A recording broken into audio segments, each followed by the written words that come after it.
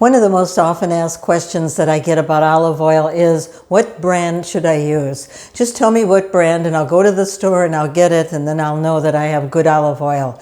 I wish it was that simple, but it isn't. And questions about olive oil seem to never be simple, and for good reason. There's a lot of creative marketing going on, and this simple ingredient that's used across kitchens in the US, restaurants, and around the world has changed and morphed in many ways over the last few decades. So this creative marketing makes olive oil an elusive product when it comes to looking for quality.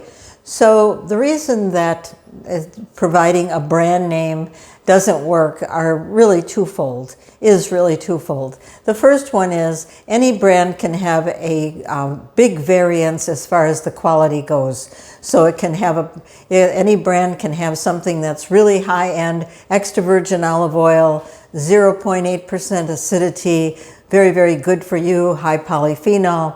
And they can also continue to be pressing those olives and go through the whole range of quality and end up what's called pumice oil, which is oil that is extracted from the pits and the skins of olives so that they get exactly every last drop of oil from those olives. So if I recommend a brand name to someone, you certainly have to know these different categories. You would certainly want extra virgin olive oil. You would not want a refined olive oil, and would not want pumice oil. The second reason that it's not easy to recommend a brand is because people really need to know how to read a label rather than just go looking for a brand. There's so much to know about the olive oil that you're purchasing, because good olive oil should be very, very good for you, high in polyphenol, high in antioxidant, a very tasty, nutritious product. But first thing you have to know about it is, when was it produced? What's the harvest date on the olive oil?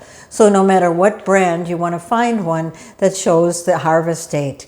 Good olive oil, uncapped, will last about 2 years. If you don't know the harvest date of when that olive oil was produced, you have no idea how old that olive oil is. And olive oil does go bad. It can even go rancid. So you need to know the harvest date. You also need to know if there's just one olive involved or if there are many olives that comprise that olive oil. Some of the creative marketing that's been happening is countries from all different parts of the world are sending their olives to one producer, one place where they have maximum capacity to press olives and to get olive oil, and those olives are not fresh. Olive oil should be produced 6 hours, 7 to 8 hours after the olives are picked. So if olives are being shipped across the world or across country and then being pressed, they are not, that is not fresh olive oil. So you would want to know that. You would want to know the countries. So on olive oil lately, I think it's a new restriction actually. On the back of the label, you might find a code which will give you letters, which will tell you where the olive oil is coming from, where the olives came from. And that's something that you might want to definitely take a look at on the back of the label. So you want olive oil that's labeled extra virgin olive oil, EVOO as it's called many times. And that's olive oil that has that 0.8% acidity. Contrary to what a lot of people think, acidity is not a good thing. You want to feel that burn at the back of your throat a little bit, and that's because of the high polyphenols and the high antioxidants. But acidity is a measure of damage that has happened to those olives. So you want one, and it should be on the label telling you the extra virgin.